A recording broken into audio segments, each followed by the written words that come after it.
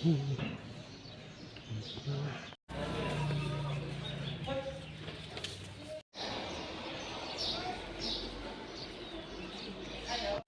আমার বাড়িতে অফিস ছিল কালকে, গতকালকে বাইরে থাকছিল 11:30 পর্যন্ত। 11:30 পর্যন্ত কিছু হয়েছে না। কালকে মোহনপুর মেলাও ছিল, মেলার গাড়ি চলাকালীন চলছিল 12:30 পর্যন্ত, তখনও কিচ্ছু হয়েছে না।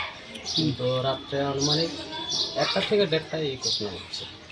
কখন কে বা কারা করছে এখন তো আমিও করতে পারতেছি না।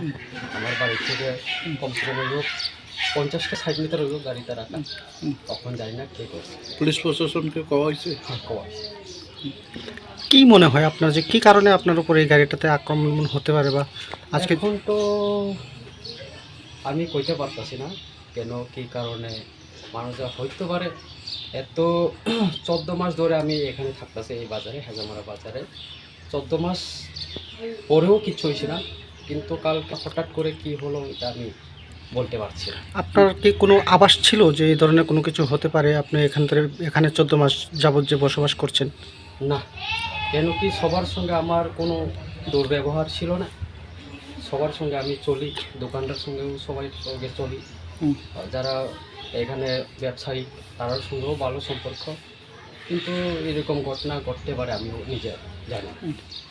দলীয়ভাবে কোনো কিছু হতে পারে বলে মনে করছেন কি আপনারা? দলীয়ভাবে এখন কারে দোষতে পারে, এখন তো যেমন আইপিএফটি তো আমার শরিক দল এবং ত্রিপুরা মোঠা তারাও তো আমাদের শরিক দল, কিন্তু 1-1.5 বছর বা 2 বছর বিধানসভার আগে তো ঠিক আছে আমরা ছিলাম না, তখন ঘটছিল একটা ঘটনা ঘটছিল আমার উপরে, কিন্তু 23 বিধানসভার পরে তো আমার উপরে কোনো এখন পর্যন্ত ঘটনা হয়নি অ্যালায়েন্সের।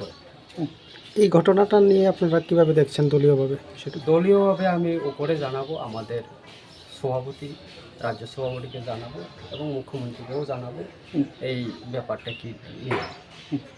ধন্যবাদ।